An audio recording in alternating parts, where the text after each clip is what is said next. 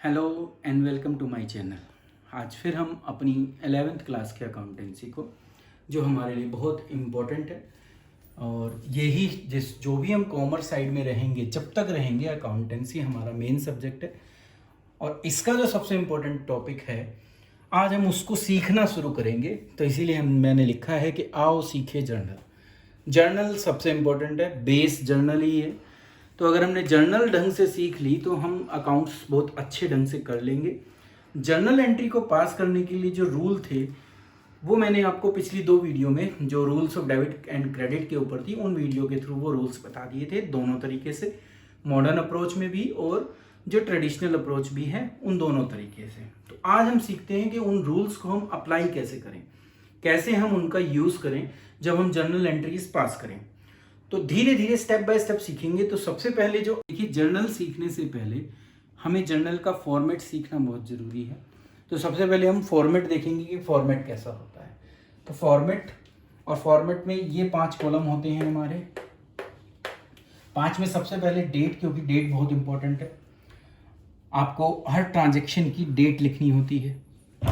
Date के बाद particular में आप वो डेबिट क्रेडिट जितनी भी डिटेल लिखोगे उस ट्रांजेक्शन से रिलेटेड, वो आपको इस पर्टिकुलर में लिखना होता है। LF लिखा होता है। L का मतलब लेजर होता है, F का मतलब फोलियो, लेजर का मतलब अकाउंट, आगे हम पढ़ेंगे। तो जब लेजर, फोलियो का मतलब पेज, तो लेजर के किस पेज पर वो एंट्री है, वो पेज नंबर हमें यहाँ लिखना होता है। फिर 2 कॉलम हमारे अमाउंट के होते हैं, क्योंकि हर ट्रांजेक्शन में 2 अकाउंट अफेक्टेड होंगे, एक डेबिट और एक क्रेडिट। तो हम उन दोनों के अलग अलग अमाउंट शो करते हैं, एक को डेबिट में और एक को क्रेडिट में। तो ये था जर्नल का फॉर्मेट। अब हम ट्रांजैक्शन की तरफ चलेंगे। तो धीरे धीरे स्टेप बाय स्टेप सीखेंगे। तो सबसे पहले जो आज हम जर्नल एंट्री सीखने जा रहे हैं, वो सीखने जा रहे हैं कैश ट्रांजैक्शन से रिलेटेड, क्योंकि ये सबसे ज़्यादा इम्पोर्टेंट है। और ऐसा बोलें कि तो कम से कम हमारी 50% ट्रांजैक्शन में कैश आ जाता है। रेशो ऊपर नीचे हो सकती है, डिपेंड करता है कि आपका बिजनेस किस तरीके से डील करता है, पर नॉर्मली हम कैश में बहुत ट्रांजैक्शंस करते हैं। अब कैश के साथ बैंक भी हो सकता है, तो वो दोनों चीज़ें सेम रहेंगी। तो आज हम जो जर्नल एंट्री सीखेंगे वो हम कैश और बैंक से रिलेटेड ट्रांजैक्शन की सीखेंगे। तो देखिए, 2 हिस्सों में बटा हुआ है ये। कैश ट्रांजैक्शन की बात करें तो एक हिस्सा ये है कि जब आपने कैश को क्या किया हो, पे किया हो, जो हम करते हैं और कॉमनली यूज होता है। और जो इसका दूसरा हिस्सा है, अगर हम बात करें, तो वो दूसरा हिस्सा जो हम सीखेंगे आज, वो सीखेंगे कैश रिसीव्ड। तो ये 2 मेन हिस्से हैं जिन पर आज अभी शुरुआत में हमारा फोकस रहेगा। 1-2 टॉपिक और करेंगे। जर्नल को मैं आपको 2-3 हिस्सों में बताऊंगा, सो दैट आप उसको आसानी से समझ पाएं और आपको वो बर्डन ना लगे। तो अब सबसे पहले हमने क्या लिखा, कैश पेड। 5 चीज़ों में हमने बांट रखा था सारे अकाउंट्स को। अब वो एसेट है, लाइबिलिटी है, कैपिटल है, एक्सपेंस है, और क्या है, इनकम। तो ये 5 हेड्स हैं और सारी चीज़ें इन 5 हेड्स में ही आती हैं। तो अभी हम सबसे पहले के अंदर हैं, क्योंकि जो एसेट है, उस एसेट का ही एक हिस्सा होता है कैश, क्योंकि कैश से हम कैश को यूज़ कर रेवेन्यू जनरेट कर सकते हैं। तो ये हमें कुछ ना कुछ देगा। तो मैं एक सिंप्लीफाइंग भाषा में आपको हमेशा बताता हूँ कि एसेट का मतलब जो हमें भविष्य में कुछ ना कुछ उससे मिलता रहेगा। अब वो लॉन्ग टर्म भी हो सकता है, और अगर करंट एसेट की बात करें तो शॉर्ट टर्म भी हो सकता है। तो कैश उसी शॉर्ट टर्म करंट एसेट का एक हिस्सा होता है और बहुत इंपॉर्टेंट हिस्सा होता है। तो आज हम इसके ऊपर रूल लगाएंगे। तो सबसे पहले हमें ये पता चला रूल्स के हिसाब से कि ये क्या है, एक एसेट है। अब एसेट के लिए अगर हम रूल लगाएं, रूल की बात करें, तो सबसे पहले हमें ये फाइंड आउट करना पड़ेगा कि एसेट है क्या। तो हमने पढ़ा था कि जितनी भी एसेट्स होती हैं वो सारी रियल अकाउंट होते हैं, ठीक है। तो ये कौन सा अकाउंट है, अगर अकाउंट की बात करें तो ये रियल अकाउंट है। अब जब ये रियल अकाउंट है तो रियल अकाउंट का रूल क्या कहता है, अब रूल समझना जरूरी है, जब ही हम उसको कैश पे अप्लाई कर पाएंगे। तो रूल हमें कहता है कि डेबिट व्हाट्स कम्स इन और क्रेडिट व्हाट्स गोज आउट। तो अगर आप इस रूल पर देखें जो कैश या एसेट या रियल अकाउंट से संबंधित है, तो ये कहता है कि जब वो आ रहा हो, अब कोई भी एसेट है बट अभी हम यहां पर कैश की बात कर रहे हैं, तो कैश अगर आता है तो उसको डेबिट करना होता है, और जब भी वो जाता है मेरे पास से तो मुझे उसको क्रेडिट करना होता है। तो अब आप आते हैं पहले हिस्से पर। हमारे पहला हिस्सा हमें कहता है कि कैश पेड। पेड से आप क्या समझ रहे हो, क्या हो रहा है, कैश आ रहा है, जा रहा है, तो हमें पता चलेगा कि कैश हमारे पास से जा रहा है। अब जब जा रहा है तो क्या होना चाहिए, क्रेडिट। तो कैश के ऊपर रूल अप्लाई करो आप, कैश के ऊपर आप रूल अप्लाई करो कि कैश को क्रेडिट करो। तो मैंने आपको जर्नल एंट्री में बताया था कि जब कैश जा रहा हो तो उसको हमें क्या करना होता है, क्रेडिट करना होता है। तो देखिए क्रेडिट हो गया कैश अकाउंट हमारा, क्योंकि हमारे पास से कैश जा रहा था। तो सबसे पहले अभी हम इतनी एंट्री में कोई भी ट्रांजैक्शन हो, जब कैश दोगे तो आपको कैश को क्रेडिट करना पड़ेगा।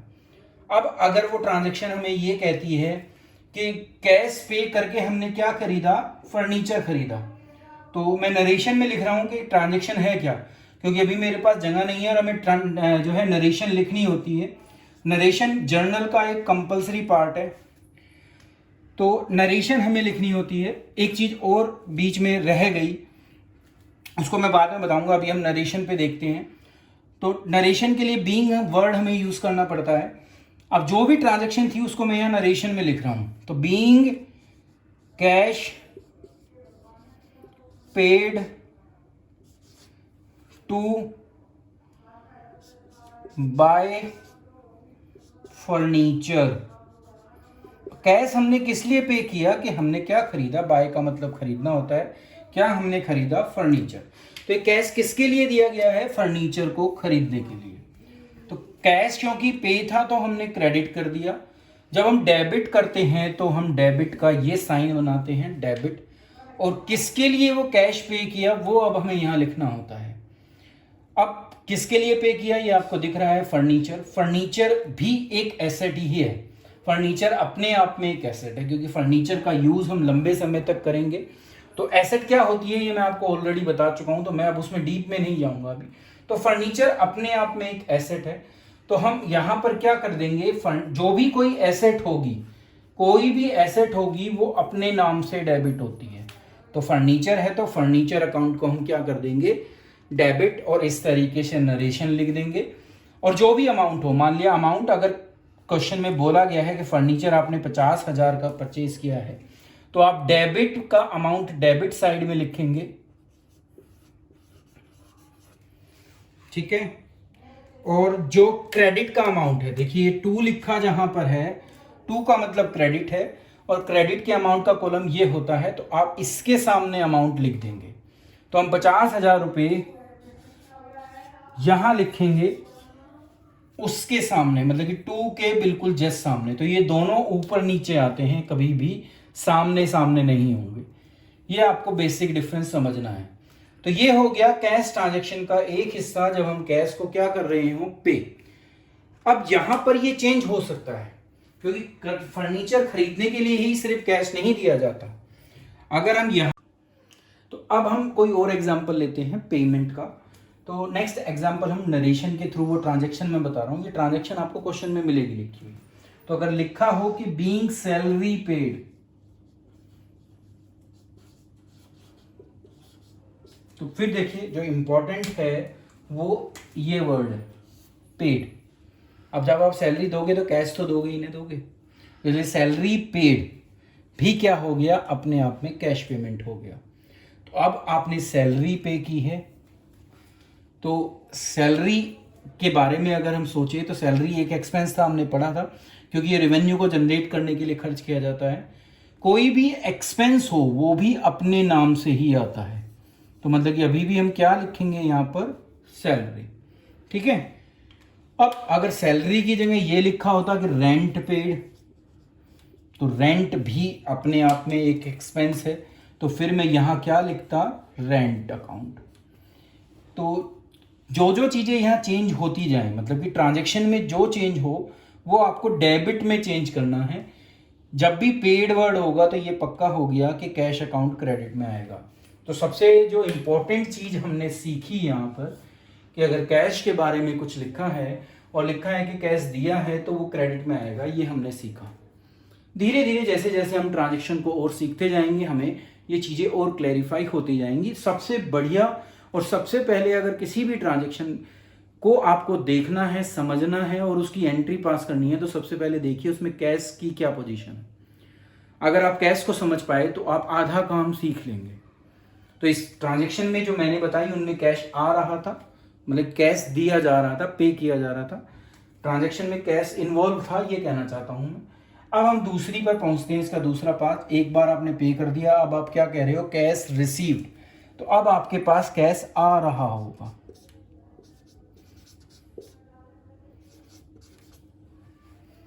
ठीक है, तो रिसीव्ड का मतलब आप कैश को रिसीव कर रहे हो, आ रहा है आपके पास।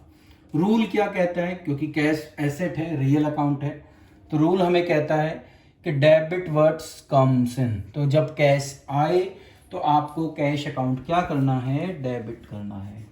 क्या करना है, तो देखिए रूल कहता है कि जब वो कैश आ रहा है तो उसको आपको डेबिट करना है। तो अब हम डेबिट करेंगे किसको, कैश को, क्योंकि कैश हमारे पास आ रहा है। देखिए अब ट्रांजैक्शन में कैश हमारे पास आया तो हमने कैश अकाउंट को क्या कर दिया, डेबिट। ठीक है, तो जब कैश आता है तो डेबिट होता है, ठीक है, और जब जाता है तो क्रेडिट होता है। ठीक है, तो पेमेंट कैश की है तो क्रेडिट करो, कैश आप रिसीव कर रहे हो तो डेबिट करो। अब फिर वही बात है, ट्रांजैक्शन में दो चीज़ें आती हैं तो आपको दूसरा इफेक्ट पता होना चाहिए। तो दूसरा इफेक्ट हम ट्रांजैक्शन जो भी है हमारी, हम यहाँ लिखते हैं। तो हम लिख रहे हैं कि बीइंग कैश रिसीव्ड फ्रॉम या कैश रिसीव्ड फॉर कमीशन, या और छोटा करें तो कह सकते हैं बीइंग कमीशन रिसीव्ड। ठीक है, तो आपको पैसा मिला, इंपॉर्टेंट क्या है, मिलना। ठीक है, अमाउंट अगर मान लिया मैंने कहा कि 2000 मिल रहा है, ठीक है, तो कैश अकाउंट डेबिट हो गया। किस लिए मिला, जो आपको कैश मिल रहा है, कमीशन। कमीशन आपकी क्या है, बस ये आपको समझना है, ये एक इनकम है। ठीक है, तो इनकम भी अपने ही नाम से आती है, तो कमीशन भी किसके नाम से आएगी, अपने नाम से। मतलब कि अकाउंट कौन सा क्रेडिट होगा, कमीशन अकाउंट। ठीक है, और अमाउंट मैंने बताया कितना, 2000। तो डेबिट का अमाउंट यहाँ लिखोगे, क्रेडिट का अमाउंट क्रेडिट के सामने लिखोगे। तो ये हो गया जब कैश आप रिसीव कर रहे हो। अब कमीशन की जगह यहाँ पर रेंट भी हो सकता था, तो अगर रेंट होगा तो मैं यहाँ पर रेंट लिख दूंगा। ठीक है, जिस भी चीज के लिए हो, जिस चीज के लिए रिसीव हो रहा है उसके अकॉर्डिंग क्रेडिट में वो आना है। जो हम सीख रहे हैं वो सीख रहे हैं कि कैश अगर रिसीव करो तो आप कैश के साथ क्या करोगे, तो कैश को आपको क्या करना है, डेबिट। तो यहां कैश से रिलेटेड हमने सीखा कि कैश को कैसे डील किया जाए। तो कैश का यही है कि अगर जब भी आप कैश पे करोगे, तो जब आप कैश पे करोगे तो आपको उस कैश को क्रेडिट करना पड़ेगा। ठीक है, और जब आप कैश क्या कर रहे हो, रिसीव कर रहे हो, तो आपको उस अकाउंट को डेबिट करना पड़ेगा, कैश को। और ये बिल्कुल बैंक के लिए भी चलता है ऐसा ही। बैंक में भी जब पेमेंट करोगे तो बैंक अकाउंट क्रेडिट ही होगा। मतलब जब आप चेक से पे करते हो, और जब आप बैंक से पैसा रिसीव करो, मतलब कि चेक के थ्रू पैसा रिसीव करो, तो भी आपको बैंक अकाउंट डेबिट करना पड़ेगा। तो कैश और बैंक दोनों में ही सेम यही रूल चलता है, और 50% ट्रांजैक्शन में ये नॉर्मली यूज होता है। तो अगर आप कैश ट्रांजैक्शन सीख पाए तो आपने 50% के आसपास जर्नल एंट्रीज को कवर कर लिया। ठीक है, तो अब एक और नया इंपॉर्टेंट पार्ट सीखते हैं। हमने कैश सीख लिया, अब हम कैश के नेक्स्ट चीज सीखते हैं जो सबसे ज्यादा यूज होती है, क्योंकि हम बिजनेस करते हैं तो ट्रेडिंग होती है। तो उस ट्रेडिंग के लिए जो सबसे इंपॉर्टेंट चीज़ यूज़ होती है और जो जहाँ सबसे ज़्यादा हमारी कन्फ्यूज़न रहती है स्टूडेंट्स के रूप में अगर हम देखें तो वो गुड्स है। ठीक है, तो ये गुड्स मैं आपको कई बार बता चुका हूँ जिसका मैं बिजनेस कर रहा हूँ। फर्नीचर अगर बेचने का मेरा बिजनेस है तो फर्नीचर से रिलेटेड मैं प्रोडक्शन कर रहा हूँ फर्नीचर का, तो मैं उसमें वुड यूज़ कर रहा हूँ, मैं उसमें फेविकोल यूज़ कर रहा हूँ, मैं उसमें प्लाई यूज़ कर रहा हूँ, ये सब मेरी गुड्स हैं। ठीक है, और जब वो फर्नीचर बन जाता है और उसको मैं बेचता हूँ, वो बेचने तक भी गुड्स है। जो माल मेरा बिना बिका रह जाता है वो भी मेरी गुड्स हैं, उसको मैं स्टॉक कह देता हूँ बस। तो गुड्स और स्टॉक एक ही चीज़ होती है। ठीक है, तो गुड्स बहुत इंपॉर्टेंट है। अगर मेरा कंप्यूटर का बिजनेस है तो कंप्यूटर से रिलेटेड जितने भी पार्ट्स अगर मैं असेंबलिंग कर कर बेचता हूँ तो वो सारे पार्ट्स मेरी गुड्स हैं। और अगर मैं बना बनाया कंप्यूटर बेचता हूँ तो जितने कंप्यूटर मैं खरीद रहा हूँ सब मेरी गुड्स हैं। ठीक है, उसके लिए अगर कोई कंप्यूटर वाला फर्नीचर बना रहा है तो फर्नीचर गुड्स नहीं है, फिर उसके लिए फर्नीचर बना नहीं रहा, फर्नीचर खरीद रहा है। ठीक है, तो गुड्स बहुत जरूरी है। जिसका बिजनेस किया जा रहा है, बिजनेस ऑपरेशन जो है वो गुड्स कहलाता है। और गुड्स के लिए आपको दो चीजें ध्यान में रखनी है। सबसे पहले तो कि गुड्स है क्या, क्योंकि देखो आप गुड्स को जब कभी भी आप इस गुड्स को बेचोगे तो आपको पैसा मिलेगा। तो सबसे पहले ये कि जब तक ये बिकती नहीं है ये मेरी एसेट रहती है, बिकने के बाद भी एसेट बन जाएगी क्योंकि पैसा रिसीव हो जाएगा। ठीक है, तो गुड्स को एक एसेट ही कहा गया है और होती भी एसेट है। अब एसेट का रूल अभी आपको बताया था मैंने कि रियल अकाउंट कहता है कि debit words comes in and credit words goes out. तो जब आप गुड्स को खरीदते हो तो सबसे पहला काम जो हम यहां पर सीखेंगे वो परचेज का सीखेंगे, कि अगर मैंने गुड्स को परचेज किया है। ठीक है, और दूसरा काम जो हम सीखेंगे वो सेल्स सीखेंगे, कि अगर गुड्स को बेचा हो। तो अब शुरुआत करते हैं परचेज से। तो जब आप गुड्स परचेज करोगे, या गुड्स को बाय भी लिख देते हैं क्योंकि बाय वर्ड भी यूज होता है तो एसेट, पर गुड्स कभी भी अपने नाम से नहीं आती बुक में, ये आपको याद रखना है। ठीक है, एसेट होने के बावजूद भी गुड्स जो है वो अपने नाम से नहीं आएंगी। जब आप इसको खरीदोगे, बाय करोगे या परचेज करोगे, तो आप वर्ड यूज करोगे परचेज अकाउंट। क्या यूज करोगे? Purchase account. कब? जब आप उसको खरीद रहे हो। तो आपको याद क्या रखना है कि जब मैं गुड्स खरीदता हूं तो मुझे उसको परचेज के नाम से अपनी बुक्स में रिकॉर्ड करना होता है। और ये हमने पढ़ी लिया है कि डेबिट वर्ड्स कम्स इन। तो जब गुड्स आती हैं या कोई एसेट आती है तो वो डेबिट होती है। तो परचेज करेंगे जब उसको खरीदेंगे तो हमें परचेज अकाउंट को डेबिट करना है। अब आपने डिपेंड करता है, अब जो यहाँ के आगे का हिस्सा है वो इस पे डिपेंड करता है कि आपने उसको खरीदा कैसे है। तो अगर मैं लिख दूँ, इतना लिखकर छोड़ दूँ, ट्रांजैक्शन हमें सिर्फ इतना बताता है कि गुड्स परचेज,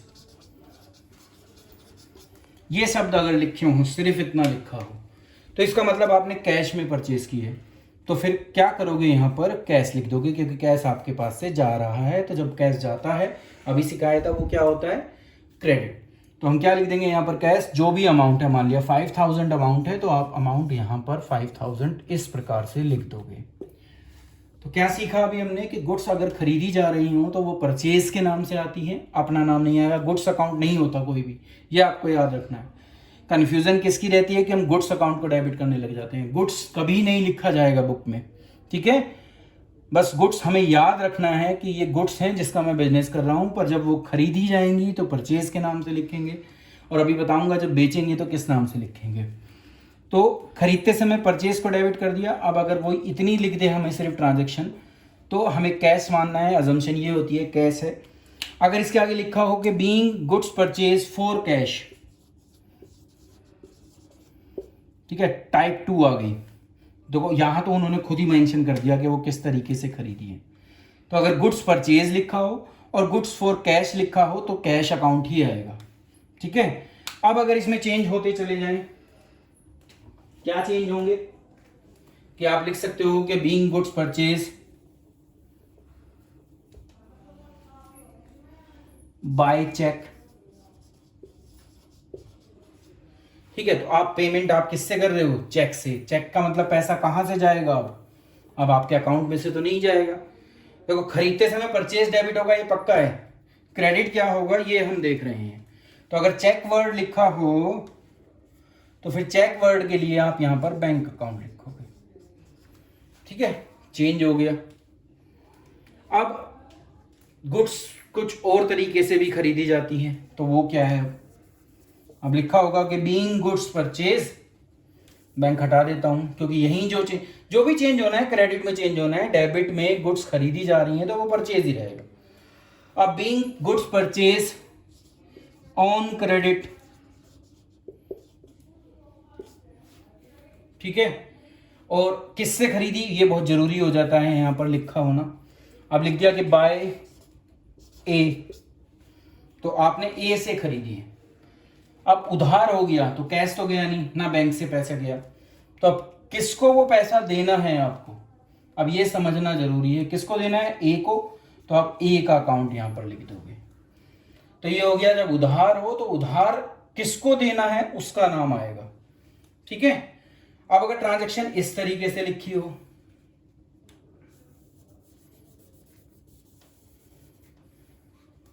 कि बीइंग गुड्स परचेज फ्रॉम ए, नहीं बताया कैश है या क्रेडिट है, तो यहां फिर आपको ये याद रखना है कि अगर ए लिखकर साइलेंट हो रहा है इसका मतलब उधार खरीदा है, तो उधार का ए ही अकाउंट आएगा क्योंकि वो पैसा अब किसको देना है? ए को देना है। तो क्या सीखा कि अगर ये लिख दें कि बीइंग गुड्स परचेज फ्रॉम ए और साइलेंट हो जाए तो इसका मतलब उधार है, तो उधार में उसी व्यक्ति का नाम आता है जिससे वो खरीदी है। बट अगर इसके आगे मैं लिख दूं फॉर कैश, तो जब वर्ड कैश आ जाए तो फिर ए की इंपॉर्टेंस नहीं रह जाती। अब वो कैश के बाद मैंने ए से खरीदा हो, बी से खरीदा हो, सी से खरीदा हो, कोई मैटर नहीं करता, फिर आपको यहां पर कैश अकाउंट ही लिखना पड़ेगा। ठीक है, तो ये तरीके थे जब आप गुड्स खरीदते हो तो ये सारी चीजें हम यूज कर सकते हैं। वर्ड के साथ साथ जो है क्रेडिट में चेंज आएगा, डेबिट में कोई चेंज नहीं आएगा। गुड्स खरीदोगे तो परचेज अकाउंट आपको डेबिट करना ही पड़ेगा। अब चलते हैं इसके सेकंड पार्ट पर, जो हमें बताता है कि गुड्स अगर बेच रहे हों तो देखिए अगर गुड्स बेची जाएंगी तो गुड्स आपके पास से जा रही हैं, और गुड्स को हमने कैसे बोला है? रूल कहता है कि डेबिट वर्ड्स कम्स इन और क्रेडिट वर्ड्स गोज आउट। तो हमें ये पता चला कि गुड्स हमारे पास से जा रही हैं, तो ये कंफर्म हो गया कि वो क्रेडिट होगा। क्रेडिट में गुड्स के लिए क्या लिखें? ठीक है, तो गुड्स के लिए ये वर्ड लिखा जाता है सेल। तो जब आप बेचोगे तो फिर आप गुड्स को बेचते समय यहां पर क्या यूज करोगे? Word sales account. अब ये जितने भी टाइप आएंगे जो अभी हम पढ़ेंगे उन सब में ये फिक्स हो गया कि हमें जो क्रेडिट करना है वो सेल्स करना है। अब कैसे कैसे हो सकता है? तो लिखेंगे हम बीइंग गुड्स सोल्ड फॉर ₹5,000। ठीक है, तो अब लिख दिया, क्या दो ही शब्द बताए, गुड्स और सोल्ड। तो गुड्स को बेचा तो हमने सेल्स अकाउंट को क्रेडिट कर दिया। डेबिट किसे करें? तो जब इतना लिखकर चुप हो जाए क्वेश्चन तो इसका मतलब वो कैश है, तो आपके पास कैश आ रहा होगा तो आप क्या कर दोगे? कैश को डेबिट कर दोगे। ठीक है, तो अगर साइलेंट हो जाए तो गुड्स सोल्ड पर साइलेंट हो जाए तो कैश माना जाएगा, और वो कैश क्या हो जाएगा? हमारा डेबिट हो जाएगा। अब अमाउंट क्योंकि मैंने 5,000 लिया है तो आप 5,000 यहां क्या कर दोगे? दोनों साइड में लिख दोगे। अब मैं चेंज करता हूं इसको, second part, being goods sold for 5,000 and received cheque. आपको जो पेमेंट मिली वो चेक से मिली, तो हमारे लिए इंपॉर्टेंट वर्ड क्या हो गया? चेक। तो अब आप कैश को यहां से हटा दोगे क्योंकि पैसा आप चेक के थ्रू आपके कहां पहुंच जाएगा? बैंक अकाउंट में। तो आप यहां क्या लिख दोगे? Bank account. गुड्स बेची हैं तो वो क्रेडिट ही होंगी, ये आपको याद रखना है। ठीक है, तो दो तरीके हो गए। अब तीसरे की तरफ चलते हैं।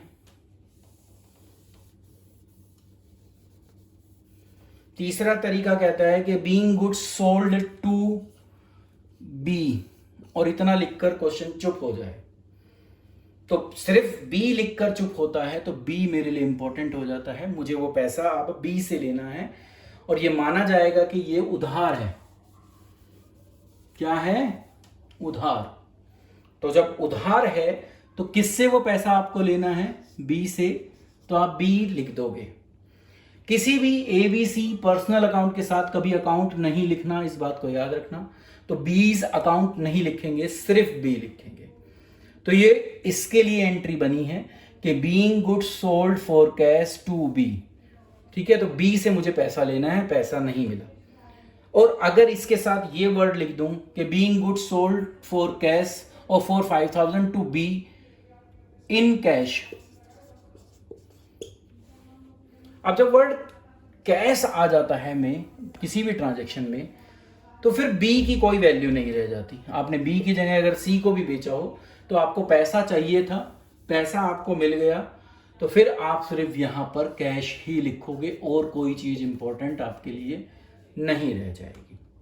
ठीक है, तो देखिए बी के आगे अगर मैंने इन कैश लिख दिया तो कैश वहां पर आ गया, बी की अब कोई वैल्यू नहीं है। हाँ, अगर ये ऐसा लिखा हो इसके साथ कि being goods sold for 5000 to B in credit, तो अब तो वो खुद ही बता रहा है कि उधार है। तो उधार है तो किससे लेना है वो इंपॉर्टेंट हो जाता है। तो मुझे किससे लेना है पैसा? बी से। तो अब मैं यहां पर क्या लिख दूंगा? बी। तो सब जितनी भी हमने यहां पर केसेस पढ़े उन सब में सेल क्रेडिट होगी, ये फिक्स है। सिर्फ यहां क्या आएगा वो डिपेंड करता है कि किस तरीके के वर्ड यूज किए गए हैं, तो उस हिसाब से वो चेंज हो जाता है। तो ये था गुड्स को बेचने और खरीदने के समय एंट्री आप कैसे पास करोगे। और ये सबसे इंपॉर्टेंट टॉपिक है क्योंकि हम जो सबसे ज्यादा गलतियां करते हैं वो इसी चीज में करते हैं। तो मैंने आपको गुड्स से रिलेटेड बेचना और खरीदना सिखा दिया। दो और इसके हैं वो बाद में सिखाऊंगा, अभी वो नहीं सिखा रहा क्योंकि अभी आप सिर्फ पहले बेसिक सीखिए, उसके बाद हम उससे आगे चलेंगे।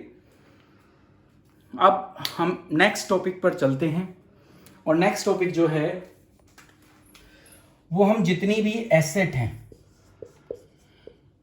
जो बिजनेस में गुड्स से अलग है, तो एसेट की ट्रीटमेंट कैसे की जाए। तो ये पता है कि एसेट एक रियल अकाउंट है,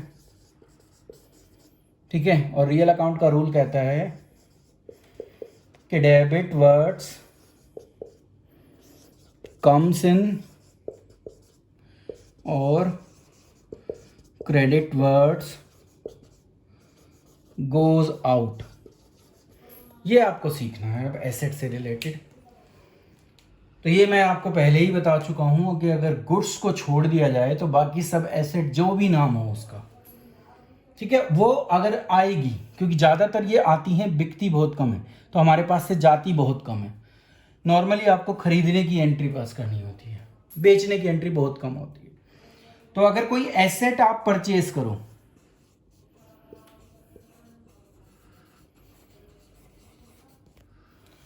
तो जब आप एसेट परचेज करोगे, गुड्स नहीं है, इस बात को याद रखना है, तो परचेज वर्ड पर फोकस नहीं करना, ठीक है। परचेज की कोई वैल्यू नहीं है, गुड्स या एसेट की वैल्यू है, ठीक है। परचेज सिर्फ गुड्स को जब खरीदते हैं जब यूज होता है। तो ये आपको ये समझना है, ये जो गुड्स हैं जब वो खरीदी जाती हैं तो परचेज अकाउंट डेबिट होता है, पर अगर एसेट की बात की जाए तो फिर परचेज पर फोकस मत करो, एसेट पर फोकस करो। आपके पास वो एसेट आ रही है तो आप उस एसेट का जो भी नाम है, मान लिया आपने अगर बिल्डिंग खरीदी तो आप बिल्डिंग को डेबिट कर लो। आपका बिजनेस फर्नीचर का है और आप कंप्यूटर खरीद रहे हो तो आप कंप्यूटर को डेबिट कर लो। आपने कोई प्लांट लगाया, प्लांट का मतलब मशीन का सेटअप किया, तो प्लांट को डेबिट कर लो। कोई एक चीज सारी एक साथ तो नहीं खरीदोगे ना, और खरीदोगे तो अलग अलग एंट्री पास करोगे।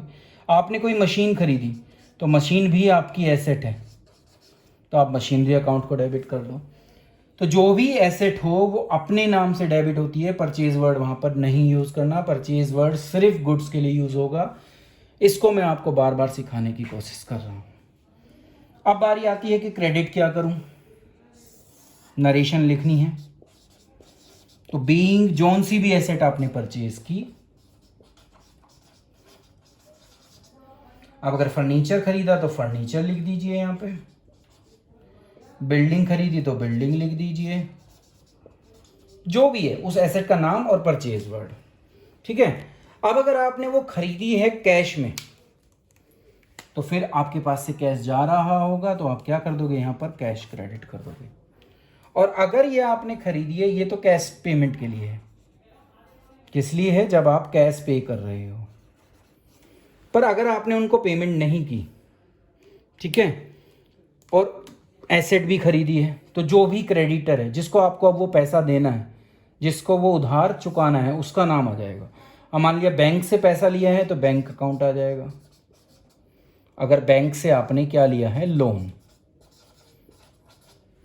ठीक है। मान लिया किसी व्यक्ति से लिया है तो उस व्यक्ति का नाम, जैसे ए या बी, कुछ भी। तो जब आप उधार खरीदोगे तो उस व्यक्ति का नाम आएगा जिससे वो आपने लिया है। ठीक है। एसेट खरीदोगे, एसेट को डेबिट कर दो, पेमेंट कैश की है तो कैश कर दो, और कैश नहीं की तो बैंक से लोन लिया है तो बैंक अकाउंट, किसी व्यक्ति से खरीदी है उधार में तो उसका नाम। ये आपको समझना है। ठीक है। कोई एक चीज़ आएगी, ये मैं आपको बता दूं, दोनों चीज़ें नहीं मिलेंगी। अब अगर हम बेचने लगे, एसेट को बहुत कम बिकती है, पर अगर एसेट बेची गई है तो ये हमारे पास से जा रही होगी, ये आपको समझना है। तो जब एसेट जाती है तो वो क्रेडिट होगी, जिस भी नाम से है। अगर वो बिल्डिंग है तो बिल्डिंग,